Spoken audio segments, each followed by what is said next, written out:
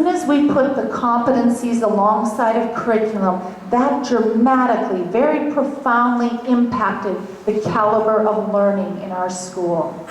So here's an example from the first year of a map. You can't read that, I bet. The middle question says, what responsibility comes with freedom? This is the first term of 6th grade in Alberta. Our teachers spent hours creating this map, trying to make meaning out of all 7 subject areas and how they would relate with that notion of the responsibility that comes with freedom. It is messy and it is complex. Imagine what that must feel like for learners and for parents. Our second year, the maps started to evolve. And by now you can see that there is no template for a map in our school. The second year I said, you make sense of your curricula.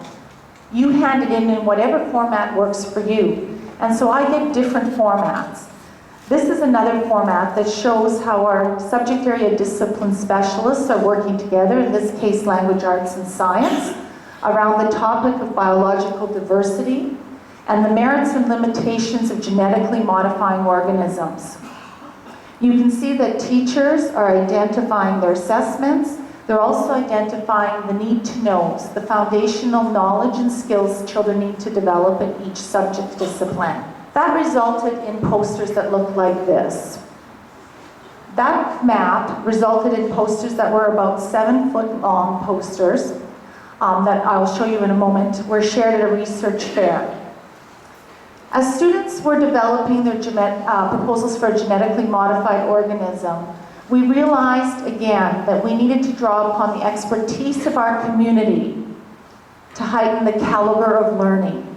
Our science teacher is a phenomenal science teacher, but she's not an expert in all things that are genetically modified.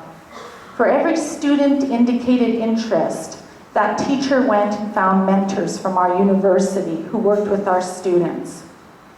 Our students picked topics of interest to them. The curriculum says identify genetically modified organisms. It doesn't mean that the whole class needs to study the same one or modify the same thing. So anybody have a 9th grader at home? Anyone here?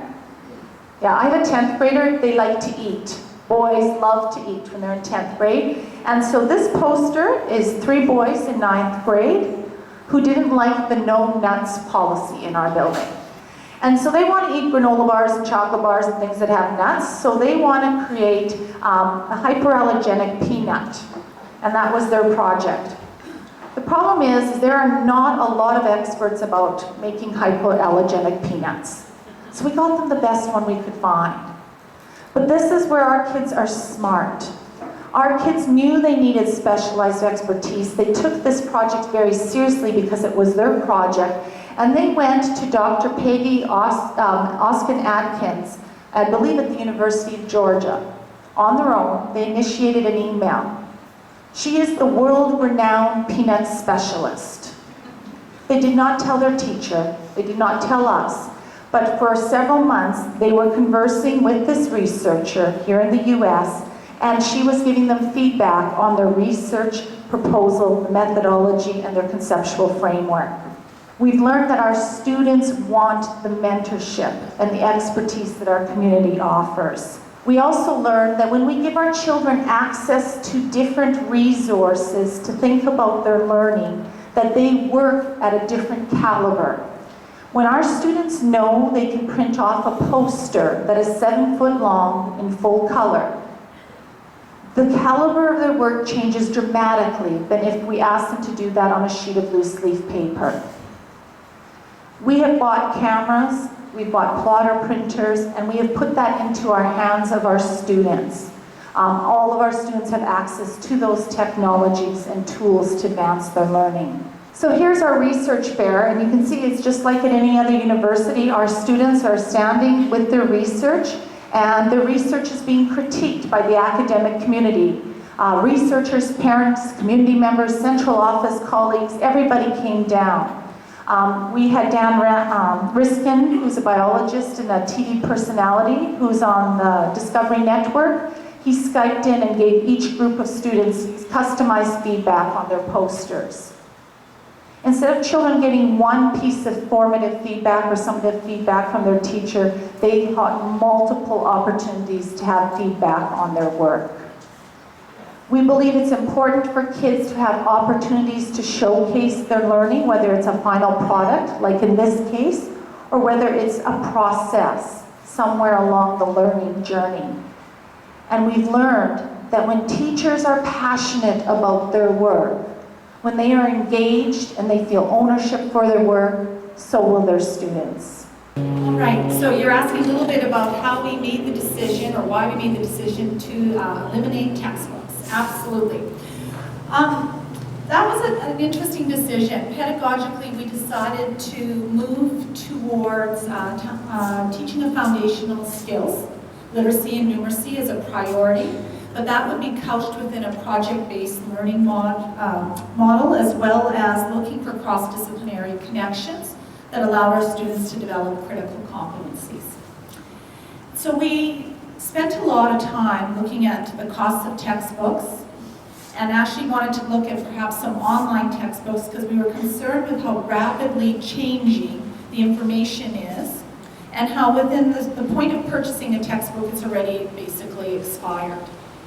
We also knew that to be prudent fiscal managers, we were going to put in well over $1 million worth of technology infrastructure in our school. We're talking 10 Chromebook carts, 2 laptop carts, and so forth. And we wanted to be sure that we were using that technology investment wisely. So we decided that we would leverage the technology as one of the places where we could access information and some of the supporting materials that we would use with textbooks. And we decided to invest heavily into our learning commons. So lots of literature, lots of trade books that supported and were aligned with curricula topics. We also wanted to invest in a lot of high-interest, low vocabulary materials that tied in to curriculum topics to support our English language learners.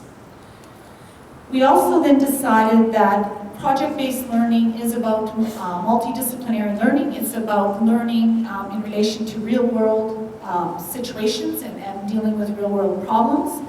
And we thought that the best way to engage children in the study of real-world problems was to bring the world in, or to take down the walls of the schoolhouse and head out. And so we immediately started to create a mentorship database where we were tracking who our parents, community members were, university researchers that had expertise that aligned with the different subject disciplines and topics of study. And so those were the people resources that we pulled upon. So you guys have Hawaii Five-0. Do you watch that show? You know that show? Okay, that's a big show back in Canada. I don't watch it, but my son watches it. And we have a topic in grade 6, evidence and investigation, which is the study of forensic science. So you guys have your Hawaii Five-0 team. In our school, we bring in parents and members from our Royal Canadian Mounted Police and our city police force who are actual CSI laboratory workers and forensic scientists. They work alongside of our teachers.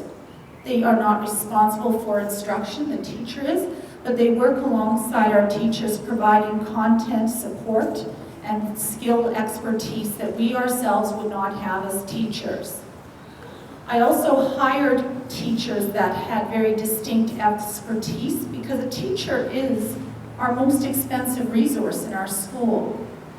So I looked for teachers that had unique expertise that would be so much richer than that of a textbook.